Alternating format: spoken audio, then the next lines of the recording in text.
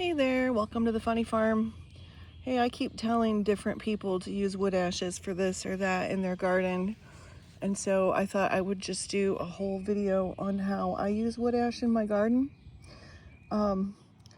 This is wood ashes here from my wood stove, but you could use wood ashes from your burn pit, from your fireplace, as long as it's a straight wood source, no treated wood or anything like that in there.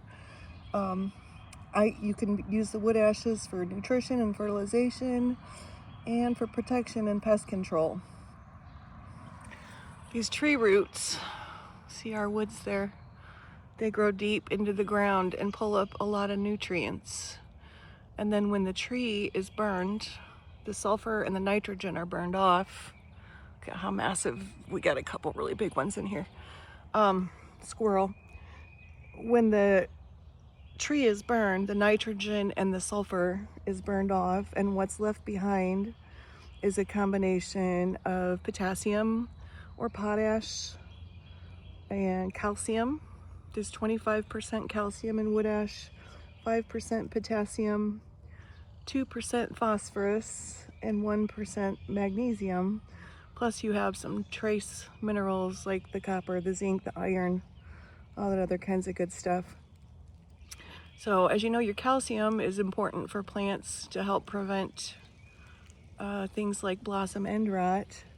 But putting wood ash on your garden, flowering and fruiting vegetables really like it. It's like putting a 0.52 NPK fertilizer on your garden.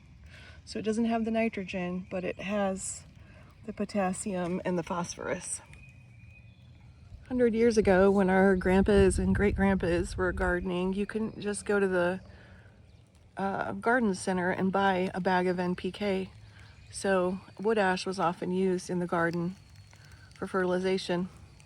My grandpa also used to plant his corn by the moon and get made fun of it by the neighbors. The neighbors were my husband's grandparents.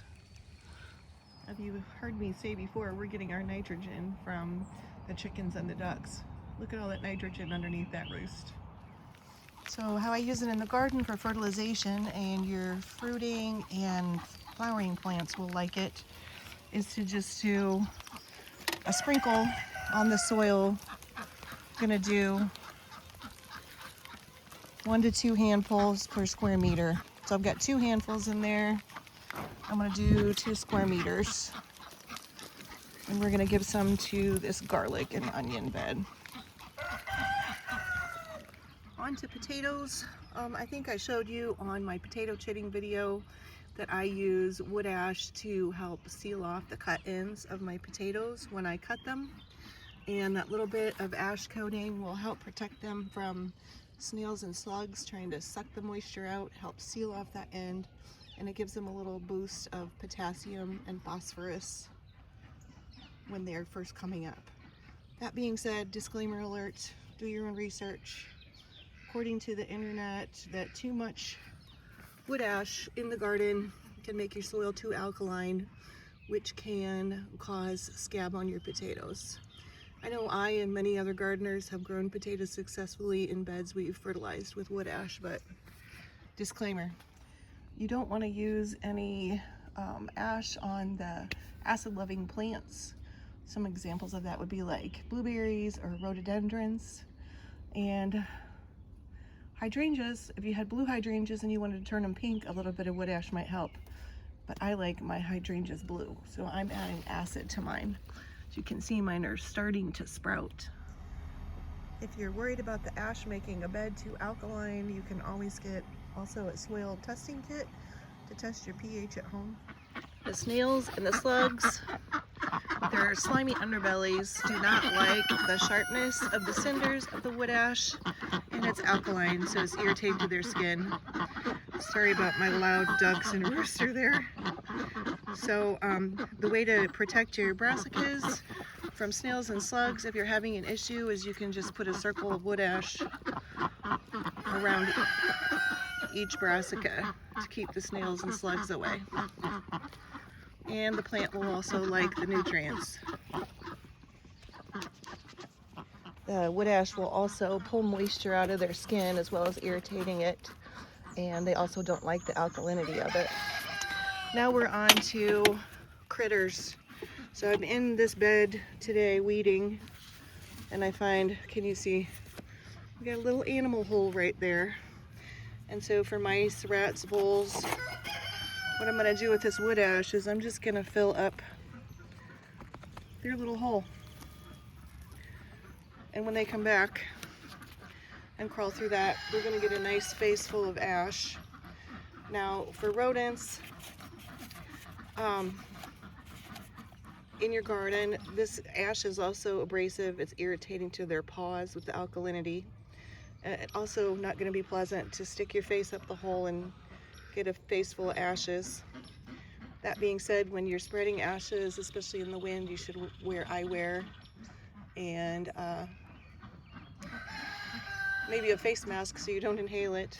And as you see, I have gloves on because it can be irritating to people's skin too. Okay, now we're moving on to soft-bodied pests like aphids, squash bugs, cabbage, looper worms, these little sap-sucking bugs and chewers. What we do with this is you can make a spray. And what I did is I have a cup of ash mixed with a gallon of water. We will let this percolate overnight. And then what I do is come back and drain this with a sieve. And you can put it in a spray bottle and spray it on plants that are being chewed on, just like you would a 7 dust or an organic bug dust. And then when that spray dries, it'll leave a fine coating of ash behind on the plant. The alkalinity of that, the desiccant, the bugs will not like it. Had to flee inside for a minute because it started raining. On these more mature brassicas, if you had bugs and stuff on them, you could just take a little bit of ash in a sieve and just give them a little sprinkle. But you don't want to do that on the tiny seedlings, it might burn them. I have looked high and low for an ant's nest so that I could show you what to do with an ant nest, and I couldn't find one anywhere, so I've given up. But the ant nest, you're going to do just like you did with the little mouse hole. You are going to hit it super heavy and just put a big scoop on there. The ants, the ashes mess with their scent navigation. It also cuts their little exoskeletons with the hard particles and dries them out. So if you put a generous scoop right on top of the nest, they will be leaving as soon as possible. And then lastly, we're going to talk about beetles, like your cucumber beetles, Colorado potato beetles.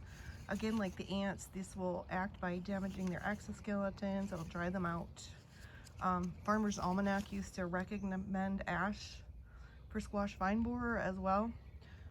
Some heavily armored beetles may be immune to this, but it's worth a try on these smaller beetles. Also, some pests, it'll clog their breathing tubes. Yeah, so that's what I know about wood ash. Try some in your garden. Thanks for watching. Please subscribe. Little add-on here at the end because I forgot to say it, but for the beetles, you would use either a sprinkle like I showed you with the sieve, or the spray where you soak the ashes in the water. Look, the baby chickens have figured out how to sunbathe. I think they're enjoying themselves.